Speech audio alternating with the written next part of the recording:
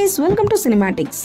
Ravi Mohan and Nithya Menon actingல, Kiruthiga Udhayanidhi writing and டைரக்ஷன்ல, நம்ம ஏஆர் ரஹ்மான் மியூசிக்ல ஒரு ரொமான்டிக் டிராமாவா ரிலீஸ் ஆன காதலிக்க நேரமில்லை மூவி ரிவ்யூ தாங்க இன்னைக்கு பார்க்க போறோம். இந்த படத்தோட run time 2 hours and 23 minutes. மூவியோட ஸ்டோரி சினாப்சிஸ் பார்த்துரும் வாங்க. கல்யாணம் குழந்தைங்கலாம் வேணாம், லவ் மட்டுமே பண்ணிட்டு அப்படியே இருப்போம்ன்ற கேரக்டர்ல ஹீரோ.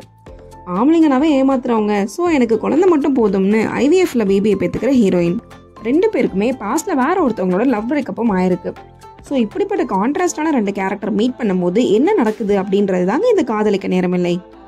இந்த கதை பல படங்களை நம்ம பார்த்து பரிச்சயமான கதை தாங்க.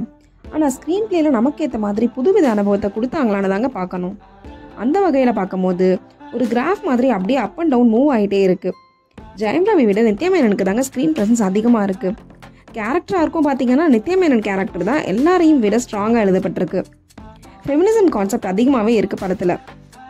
இதில் வினய் ஒரு கேவாக வராருங்க. அப்புறம் சிங்கிள் பேரண்டிங் பற்றியும் பேசியிருப்பாங்க. நம்ம சொசைட்டியில் டேபு டாபிக்ஸ்னு ஒதுக்கி வைக்கிற பல விஷயங்களை இந்த படத்தில் ஜென்ரலாக பேசியிருக்காங்க. இது நல்ல விஷயமா இருந்தாலும் எல்லாருக்குமே இந்த படம் பிடிக்குமான்றது ஒரு பெரிய கொஸ்டின் மார்க் தான். ஹீரோயின் அண்ட் அவங்க பேக் ஸ்டோரியை நமக்கு ஸ்ட்ராங்காக கன்வே பண்ணிட்டு மற்ற கேரக்டர்ஸ்லாம் அந்த அளவுக்கு இவங்க எஸ்டாப்ளிஷ் பண்ணவே இல்லைங்க. யோகி பாபுலாம் காமெடியும் சரி எமோஷனல் சீன்ஸும் சரி செமையாக பண்ணுவார். ஆனால் அவரை பெருசாக இந்த படத்தில் யூஸ் பண்ணவே இல்லைங்க. அது மாதிரி இந்த கேரக்டரோட எமோஷன்ஸையும் இவங்க ஆடியன்ஸ்க்கு கன்வே பண்ண மிஸ் பண்ணிட்டாங்க. அப்புறம் ட்விஸ்ட்னு நினச்சி வச்ச 2-3 சீன்ஸுமே ரொம்ப ப்ரெடிக்டபிளாக தாங்க இருந்துச்சு. ஒரு விஷயத்தை தவிர ஹீரோயின் ஒரு இன்ஃபர்மேஷன் தேடிட்டே இருப்பாங்க. அதை லாஸ்ட் வரைக்கும் ஒரு கியூரியாசிட்டியோடையே கொண்டு போயிருப்பாங்க. படம் பாருங்க உங்களுக்கே புரியும். பெர்ஃபார்மன்ஸ் பொறுத்த வரைக்கும் நித்யா மேனன் தாங்க டாப் நாட்ச். அந்த கேரக்டர் அவ்வளோ சூப்பராக ப்ளே பண்ணியிருந்தாங்க. ஜெயம் ரவி பெர்ஃபார்மன்ஸ் அந்த அளவுக்கு கன்வின்சிங்காகவே இல்லை. அவரோட கேரக்டர் சரியா எழுதப்படாததாலேயோ என்னமோ தெரில, ஏதோ ஒன்று அவர்கிட்ட மிஸ் ஆன மாதிரியே இருந்துச்சுங்க. அப்புறம் வினய் மாதிரி ஒரு ஆக்டர் இப்படி ஒரு கேரக்டர் எடுத்து பண்ணதுக்கு அவர் பாராட்டி ஆகணுங்க.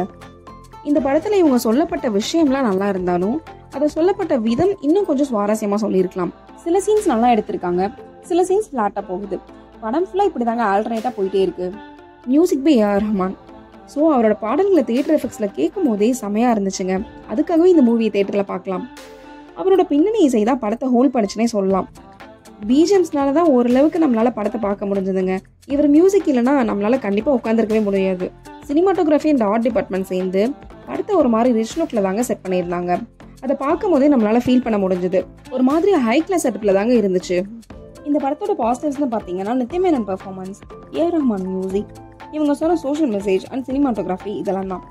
நெகட்டிவ்ஸ்னு பார்த்தீங்கன்னா ஃபிளாட்டான screenplay, moderate story writing, underdeveloped characters and editing கூட இன்னும் கொஞ்சம் கிறிஸ்பாக கட் பண்ணி கொடுத்துருக்கலாம். ஓவராலாக ஒரு rich look AR Rahman music and Nithya மேனனுக்காக ஒன் டைம் வாட்சபிள் மூவியாக தாங்க இருக்கு. So if you are interested, go and watch the romantic list Kadhalikka Neramillai. Cinematics rating for Kadhalikka Neramillai movies 6 out of 10. Thank you guys.